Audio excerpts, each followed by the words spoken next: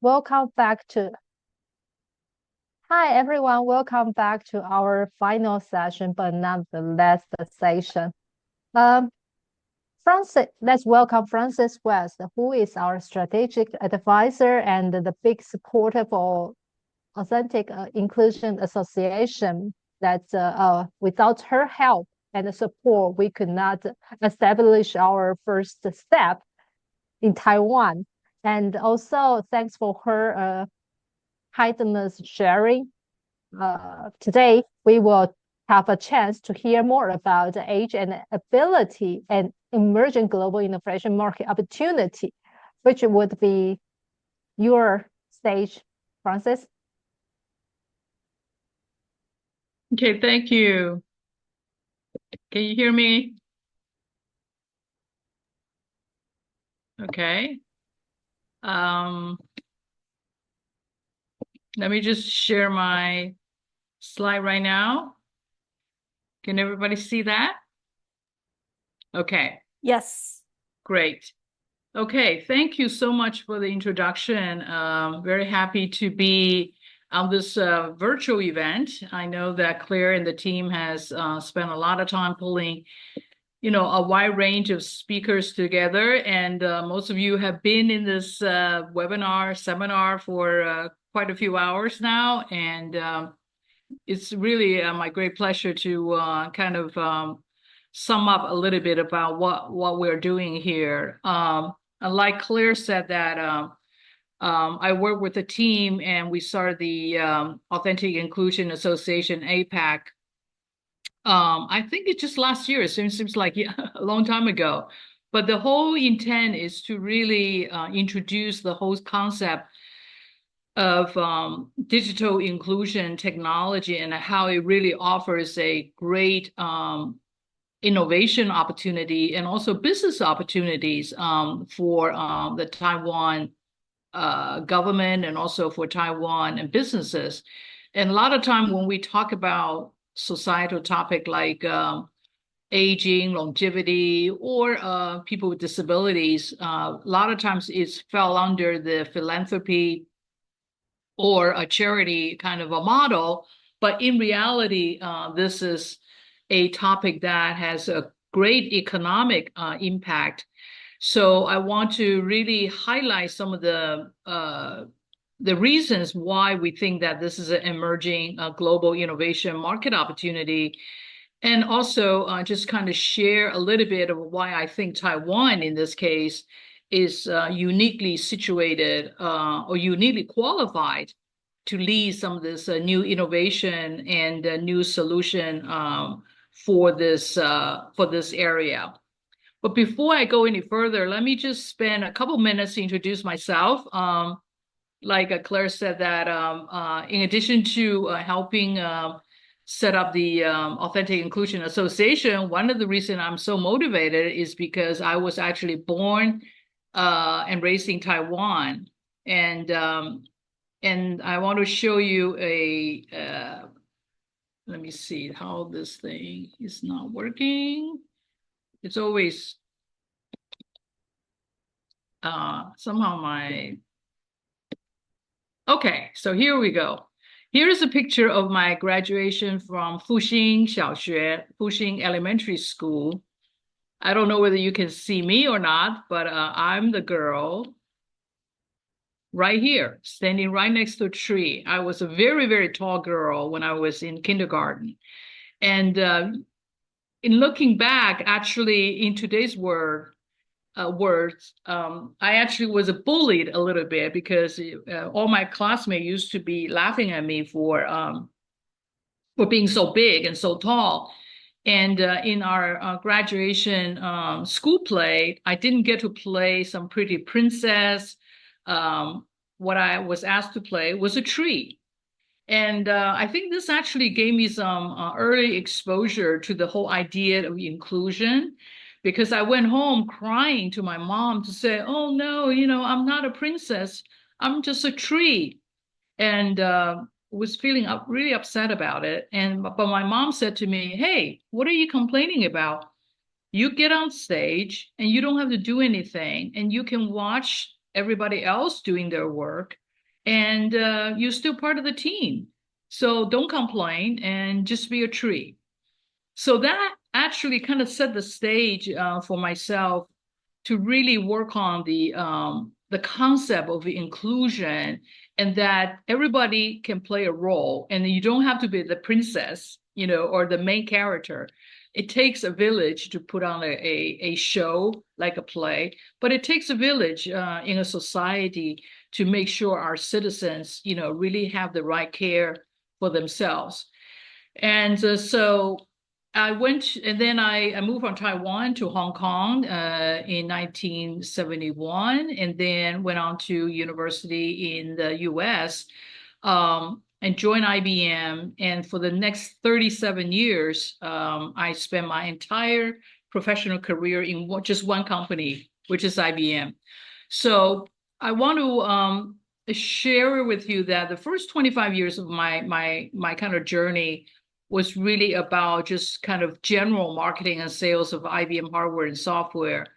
In 2003, this is actually 21 years ago, I had the opportunity to join IBM Research.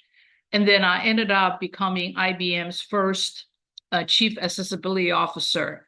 And the whole title of a Chief Accessibility Officer actually back in 2014 is a brand new concept. So this is 10 years ago. That's why the Wall Street Journal actually did an interview of me. And for those of you, by now, I hope you understand what accessibility means. But the simplest and most concise digital inclusion and accessibility means is access to information technology for everyone, regardless of age or ability. And so I went on a journey to really, promote the idea that when we have people who are older than us or people with disability either in the society or in the workplace, it really actually helps drive very, very different and disruptive innovation. So that became my kind of, I always say that it started out to be a job, in IBM, but then later on become a career, and now is really a calling. And just quickly to talk about why I think there's such a relevance of talking about, for example, technology for people with disabilities. A lot of times we think about disabilities, we think about, oh, it's about them. We don't think about it as us. But at any given moment, we are actually situationally disabled. So for example, if you're outside, if it's a beautiful day in downtown Taipei, Taiwan, you go outside, the sun is so glaring that you actually need, if you want to look at something on your iPhone, the color contrast actually matters. And when you are in an airport trying to take a call or trying to participate in a webinar, captioning, which was designed and designed and developed with people who are hard of hearing, it's actually very helpful because, everybody can benefit from captioning.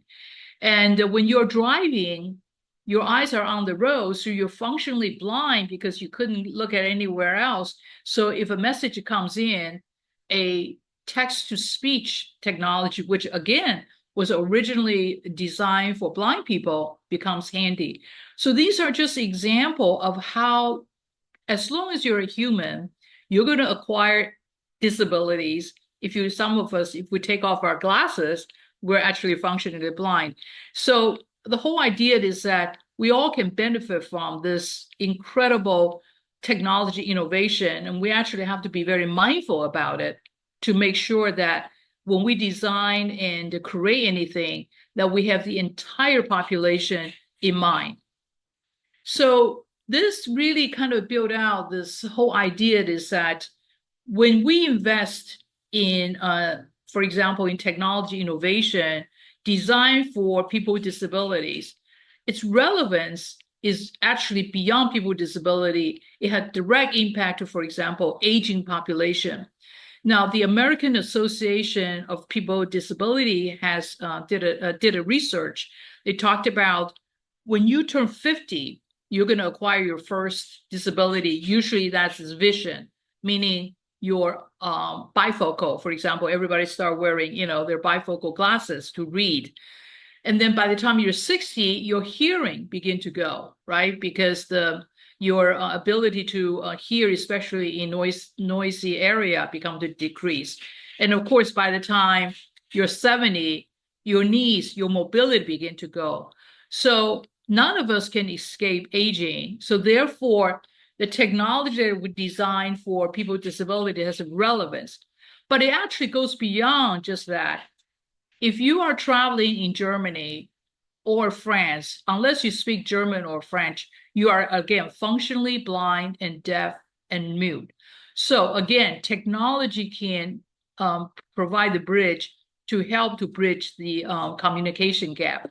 So what that means is that when we think about and design for this population, both people with disability and aging, it actually have a tremendous use cases and application for all people. So if you're a business, you should think about this is really a market expansion and product differentiation opportunities.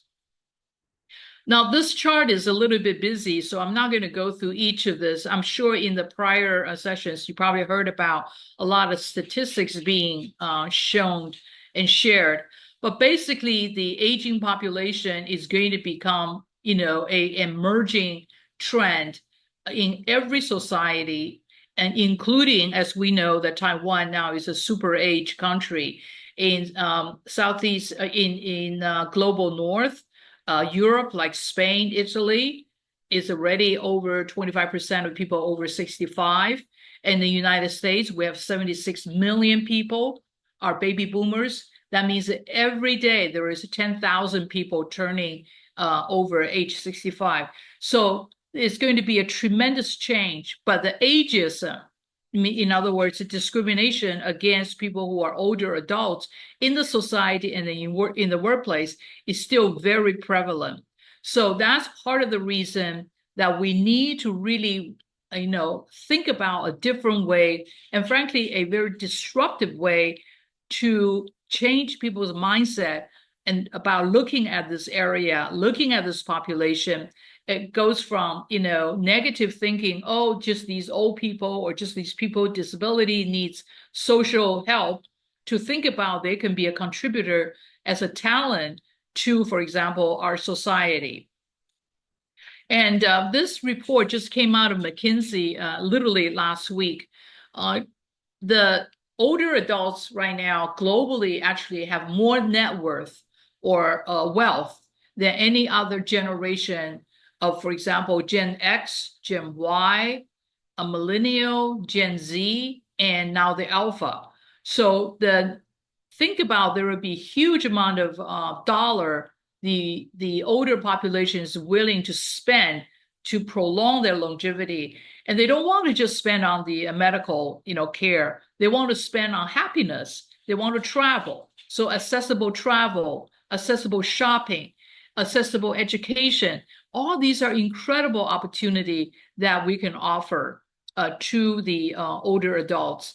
And more adults also are either staying in the workplace or extending their work life or trying to do gig work, just like me. I mean, I retired. I don't like to say the word retired. I graduated from IBM in 2016. Now, 8 years later, I have my own boutique companies, and I only want to work on projects I like. I only want to work with people I like. So these kind of older adults, gig workers, is going to become a phenomenon. So if you're in a large company or small companies, you really should think about your talent or HR policies to include gig workers like myself. And last but not least, the aging population extension in terms of our just a lifespan has increased tremendously. And now, we're growing. By 2050, you will be 77 years old, becomes average life expectancy. That is a very, very long life. So all of us have to think about our health and then wealth, and then also how do we maintain that happiness as a society. So this is one of the reasons that I myself have been working with the United Nations on this initiative called GIA, longevity, or Global Initiative on Aging. And it really is the first of a kind, a global cross-sectorial partnership. And what we think we need to do is that in the past, we have, for example, the Human Rights Treaty for people with disability, which was established by the United Nations in 2006. Now we're working on a human rights treaty for older adults. But historically, these kind of a human rights activities or initiatives are usually established as an advocacy program, meaning people just promote the idea. And what we think that in the coming generation, not only we have to have advocacy, we have to have innovation as well. So what we want to do is to combine policy thinking, which at the government level. So this could be at the global government NGOs like United Nations, down to central government, down to a regional government, down to city government. So all level of government should have policies, not just protect, but really help to, engage citizens, older citizens, so they can thrive. So there's on the policy side, but at the same time, we want to encourage businesses to have to be the co-designer, co-creator of finding out what your citizen really need in your society, and then also help prioritize. Is it accessible transportation? Is it accessible learning? Or is accessible tourism? So each city, country, or nation can pick and choose their priority. And we think it's important to encourage the business come together to co-design and co-create this new economy, what we call the longevity economy.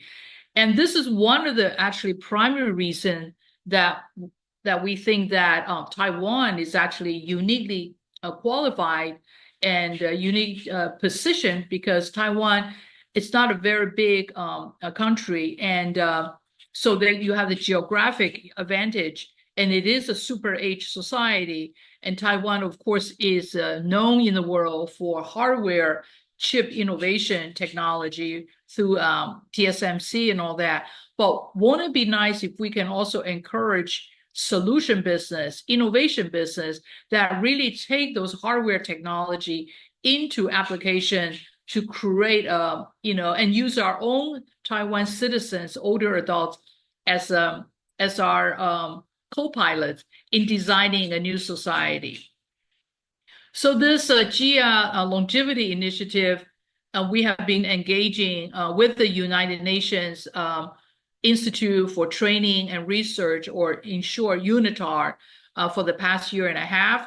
And we have engaged, many different, both private sector companies like Merck, and also different, global nonprofit like the World Economic Forum. And so our goal is in the next year or two is begin to really, promote the whole concept of innovation and policy establishment to combine and create a different economy. And like I mentioned earlier, we lead with innovation in the construct of any kind of a what I call societal topic, whether it's trying to deal with poverty, or in some cases dealing with inequality, right? Inequality could be gender inequality, it could be race inequality, all these quote unquote human rights equivalent initiatives. We need not just advocacies, we need more than policy, we need more than capacity building. What we really need is innovation. And this is where all of you come in, is that we want to encourage you to be part of the innovation cohorts to help redefine what we are about. And then earlier today, you probably heard from Troy Ottilio as the CEO of IRA. Here are just some of the companies that, at least in the United States, that are in the forefront of creating new startup and growing into company that with positive revenue and also potentially global presence like IRA. this is a great example of how they focus in one area of innovation for blind and low vision, but now expanded over to deaf and hard of hearing. And now they're going from the United States, start out as a San Diego company, now potentially going global. So this is a great example of that. This is the time to actually invest in this particular demographic innovation area, and there's a huge growth upside opportunities. And then the last point I want to make is that, we are living in a very, very complex societies, right? Never before. This is actually a very a society or a world that we are not familiar with. 4 years ago we had pandemic, COVID, and then right now on top of that we have climate change. Even though some people doubt that there is a climate issue, but I know right now in New York City, we are actually enjoying a 70-degree weather, which is not normal. So you have pandemic, you have climate change, and you have uncertain economic situation. In the tech industry in the United States, there was actually major layoff in the past few years, which for a while nobody thought would happen, right? With emerging of AI, some of the technology industry kind of regained a little bit of footing, but overall, it's a very unstable time. But last but not the least is that a lot of people are thinking about what is my role in life. And we went through, for example, during pandemic, there is a great resignation movement, but now there is a great, determination movement, which is, what do I want to do? Like Gen Zers and the Alpha generation is like, do I really want to work for the big company? And when I do work for a company, I want them to have purpose. So as business, we have to deal with all this complexity. Oh, by the way, on top of that, we have war, right? We have war raging. When I created this chart just in Ukraine, and since then we have Middle East crisis, right? And the whole world has never been in such a upheaval and uncertain time. And it is frankly in time like this that we need to really think about what we are here on this earth for, and that human life is a foundational reason that we have a society. So it's so important that for the new generation, especially technologists and business professionals, and when you think about what you are going to create in terms of having purpose and impact for the society, and also have profit. There's nothing wrong to go for profit, because money makes the world goes around. So having a profit-driven mentality is perfectly fine. But you really need to align that with principle and purpose, and to make sure that you put people first as part of your thinking for your creation of your product and services. So with that, I think it helps to kind of bring to the conclusion that this is why I think, for those of us who are interested in technology or are in the adjacent space to technology, we actually have the roles, we have the responsibility to really think about how do we translate, technology and inclusion of all people. Of course, for today's audience, we're talking about, or today's focus, we're talking about aging adults. How do we combine technology and apply technology to provide the best inclusive environment, best accessible environment? And that's what I called authentic inclusion, drives disruptive innovation, because we know that people who are what I call the edge people, I always put a bell curve. A lot of people, most of us are in the middle. People on the far left of the bell curve is, for example, people with disability. On the far right could be people who are aging. But these edge people, they really represent the ultimate form of a humanity. And if we spend time understand their needs and wants, we actually can help the majority of the people.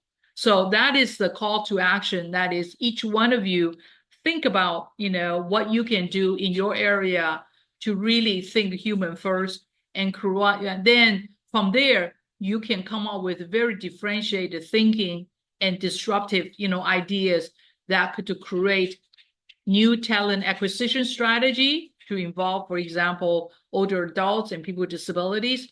You can have new product differentiation because now, the user experience, chances are it's going to be much better than the other product.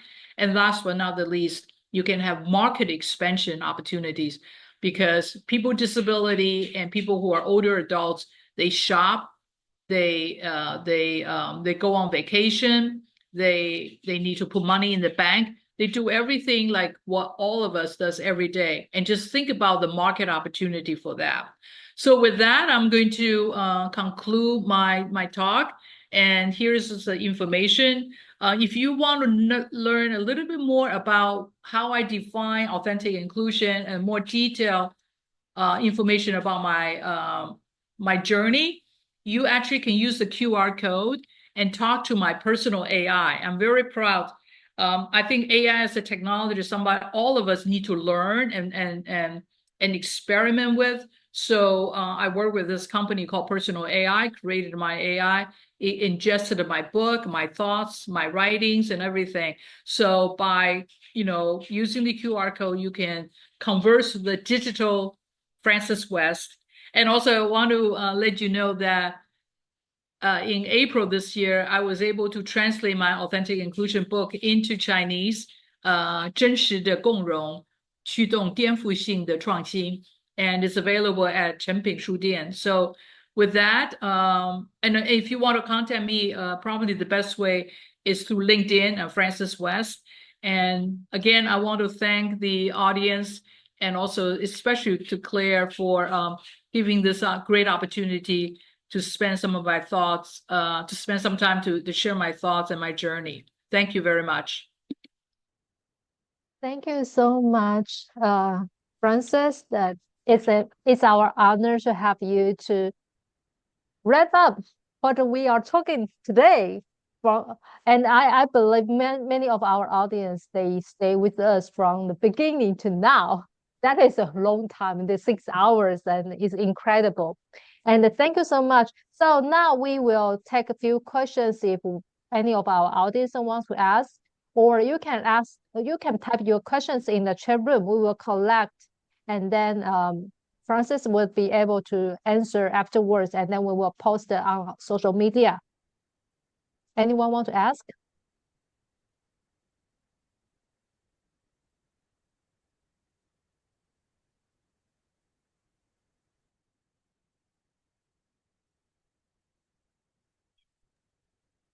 I'm not seeing any questions so far. Don't be shy.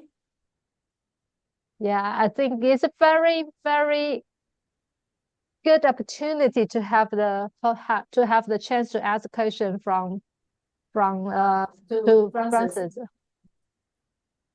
Actually, Frances, I just want to thank you that I really have a holistic understanding of digital inclusion. But as a consultant like you, how do you empower like a startup or enterprise into this field in United States? I'm sorry, can you repeat that? Because I mean, how do you empower and how do we help the enterprise? how do I help empower and help especially enterprise? Yeah, exactly. To understand digital inclusion and how to take the first step into it. Yeah, I think this is definitely a topic that takes top down.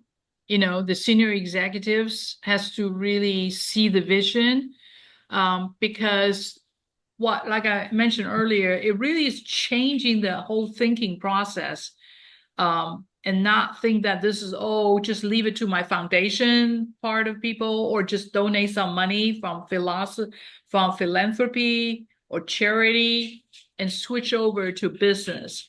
And so this is one of those, one of the things that I do, for example, I started, for example, working with different MBA programs because a lot of the business leaders come out of, because I live in Boston.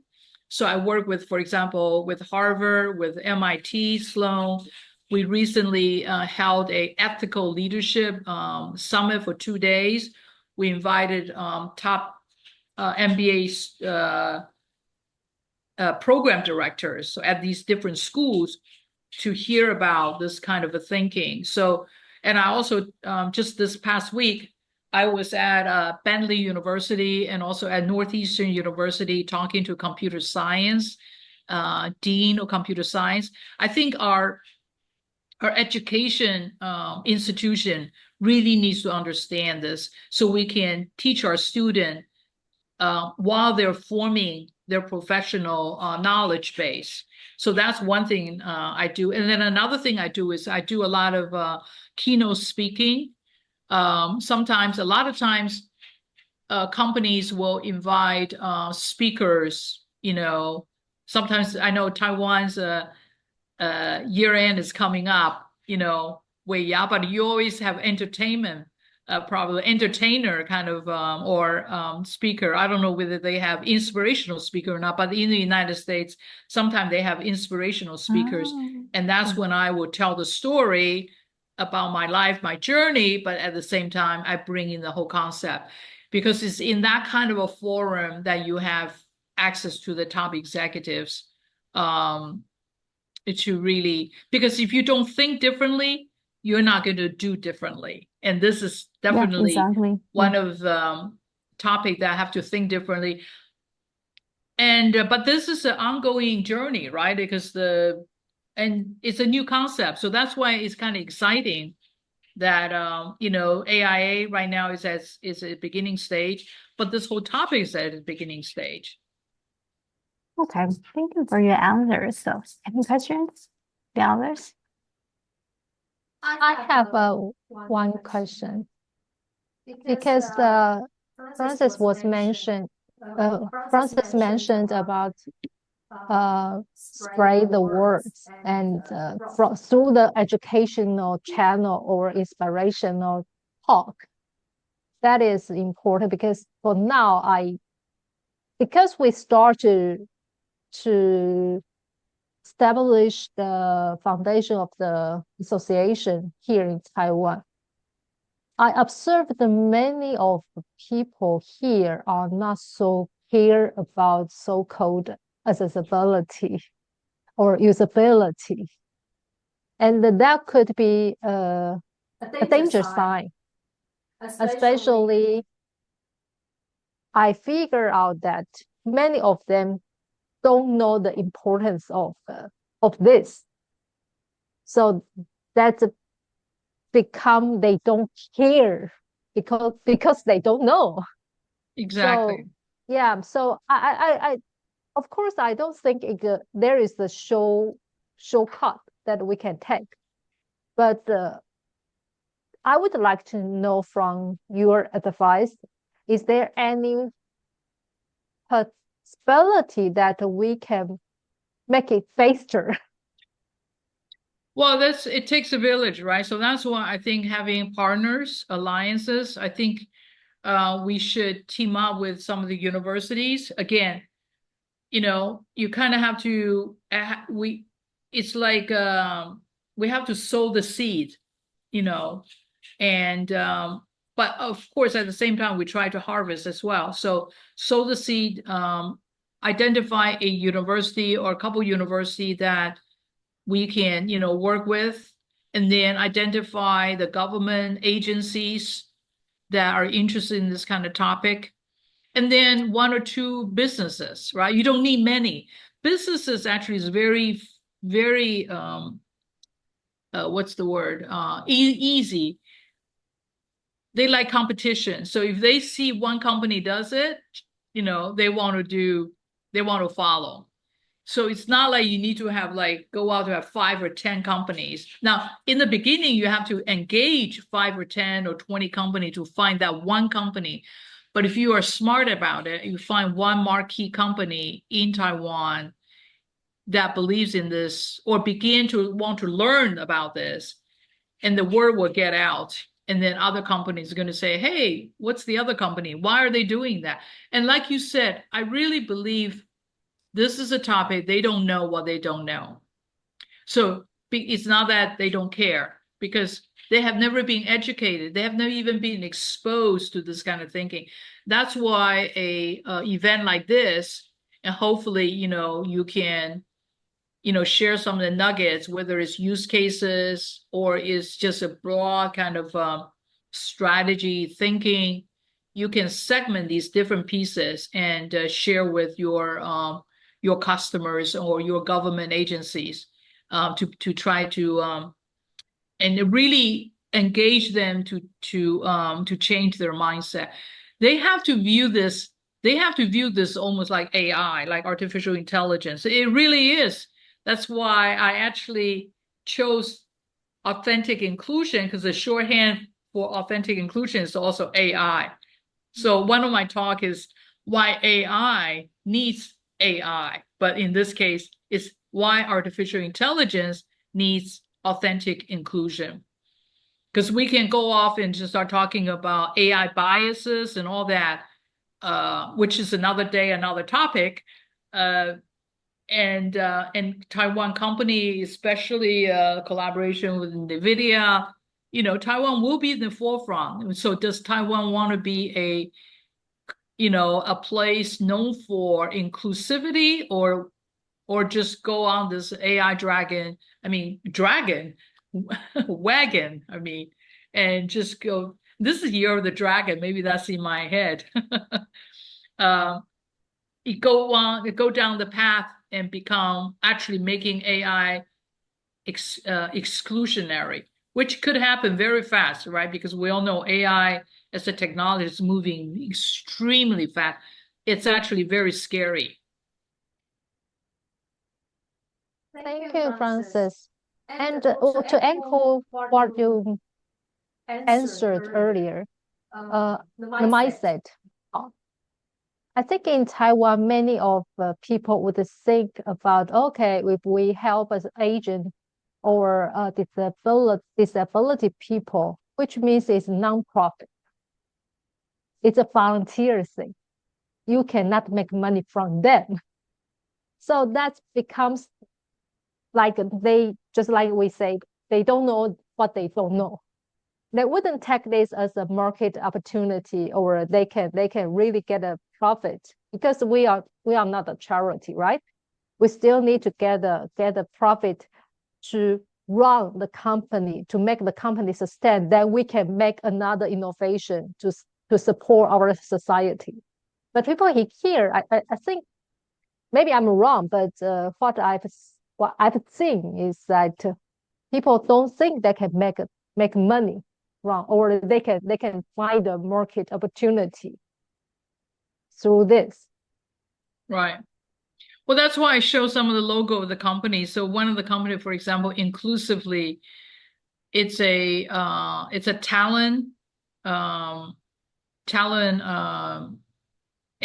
kind of think about Indeed, or just it's specialized in recruiting people with disabilities. And the CEO, Charlotte Dale, I think she just raised, altogether, she already raised over $25 million as a startup, right? Her last round was 14 million. So we're talking about, big money here. So, and Troy, who shared IRA, was a startup 5-6 years ago. That's when I first met them. And now they are into version 2 or 3, 4 of their technology, and revenue positive, and great team. And so there's definitely money to be made. This is actually in consulting business. They call it, this is the white space or the green field, because this is the area that people don't know yet. So that's why when you talk to your customer or to talk to the government, if the United Nations is trying to work on a human rights treaty for older adults, that means it's new, right? That means nothing has been done before. So I always ask my question, do you want to be a leader or you want to be a follower? I literally put it to them like that. If you want to be a follower, fine, then maybe this is not the topic for you. But if you want to be a leader, that's what all the countries, the United Nations, World Economic Forum, all these major think tanks are talking about. Thank you so much, Francis. Okay, so I think there's no more questions. I will have a person to do the closing remark. Thank you so much, Francis. Okay, bye-bye. Have a Thank you, great day. Bye. Good Have night. a good Okay, day. thank Good you. night. So, okay, let's go to the last part. So, today we host the webinar, Living in the Aging Friendly World, not only to explore the concept of inclusion, but also spark reflection on aging.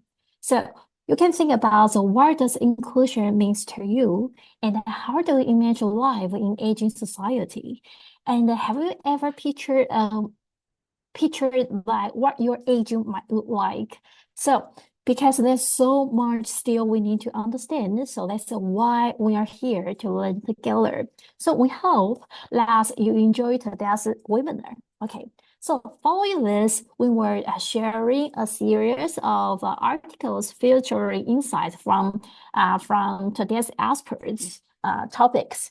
So follow our linking APEC Authentic Inclusion Association for any updates. Okay.